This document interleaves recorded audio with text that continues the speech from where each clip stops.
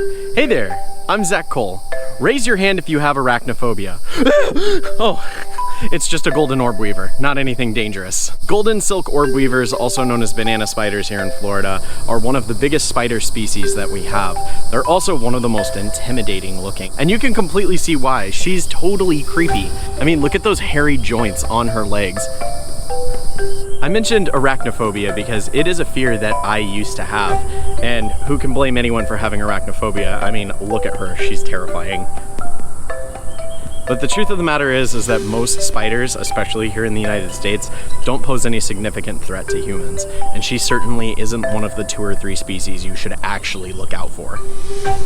Now, golden orb weavers can bite you, and people have certainly been bitten, but their venom is designed for small insects, not for anything bigger than them. The way that most people get bitten by golden orb weaver spiders is by accidentally walking into their webs, which they often build in the path of hiking trails. And if you do get bit, it's only going to be a slight pinch, followed by some itching for a few hours. On top of eating all sorts of pesky bugs that we don't like, the silk from orb weaving spiders is actually really useful to us for a lot of different manufacturing purposes. Kevlar and other high-tension fabrics are made from this exact spider species silk. On top of that, there have been experiments in people with neurological disorders where their neurons in their brain are reconnected using this spider species silk, and the silk isn't rejected by the body. Which is pretty amazing that this silk is so fine it can connect the neurons in your brain. I know a lot of you are going to be squeamish seeing a giant spider like this crawling around on my hand, and I'm not advocating that you should become a huge fan of spiders. I got over my fear through exposure therapy, but that doesn't work for most people. Well, I'm sure most of you probably don't care for spiders, and I'm certainly not encouraging you to become a spider advocate. I would encourage you to understand these animals. They're really beneficial to our lives, and they help take care of a lot of problems for other things that we don't like, and all they ask is a little bit of space. What an awesome spider. So cool to get to see something like this. And what a common species too. Let's go ahead and return her back to her web. Now that I've let this spider go, I still want to hunt for more cool, creepy crawlies, so I'm gonna hike down this trail for a bit, flipping some logs and debris along the way to see what I can find, or what might find me. There's a Florida black bear just down the trail in front of me. I'm gonna see if I can get up closer to him, but he's down there. He just walked off the left side of the path. Let's see if we can get up close to him. It's somewhere right around here.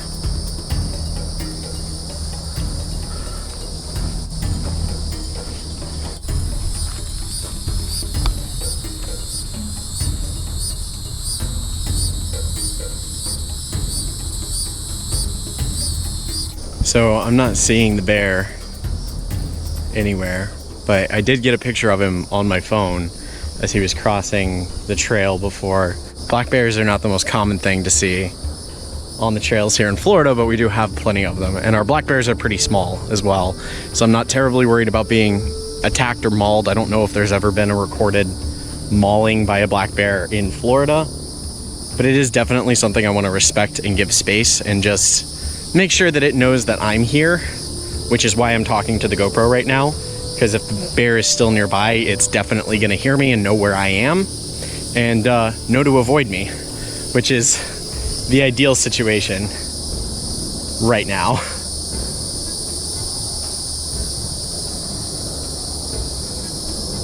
Okay, let's go flip some more logs. That bear sighting was cool, but I'm looking for something a bit smaller. And under a palmetto, I find yet another cool, creepy crawly. Now, big scary spiders are one thing, but we have lots of other different kinds of arachnids here in Florida, including what I've got in this petri dish, scorpions. This here is a Heinz striped scorpion, and I've actually done a full video on them on my channel before, showing how they glow in the dark under UV light. But this is what they look like in the daylight. They're just a very innocuous kind of brown to kind of a pale color, and I happen to have with me today a new toy that I'm gonna want to try out. This is a microscope that just plugs into my phone that I can check out. Oh wow, what a great initial look. We can see the scorpion's eyes really clearly, and as I move the microscope forward just a little bit, we can see the front of his face, and you can see where his 2 little pincers come out.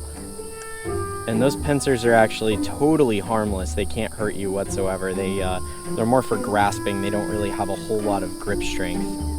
Let's see if we can get the rest of his body now. And you can see those stripes. That's how they get their name, Heinz striped scorpion. And I'm gonna start moving down his body, assuming he's not gonna move, towards the tail. And at the end of his tail, we'll find his stinger, which is actually called a telson. That's what the stinger of a scorpion is called. It's called a telson. Let's see if we can bring that back into focus. And look at that. Ooh, that would not feel good. So that stinger, that telson, is loaded with a pretty potent venom that's about equivalent to what a bee can sting you with. And I'm not gonna try to get stung by that anytime soon. This is so cool seeing his face like this.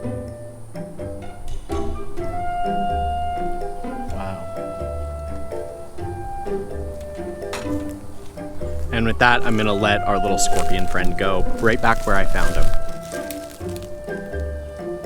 So I'm Zak Cole, this is the Golden Orb Weaver, and thanks for checking out what makes Florida so wild. Thanks for watching. If you'd like to see more of my work with wildlife, click here. Or maybe you want to see some more of that scorpion. Please consider subscribing or supporting me on Patreon, and I'll see you on my next adventure.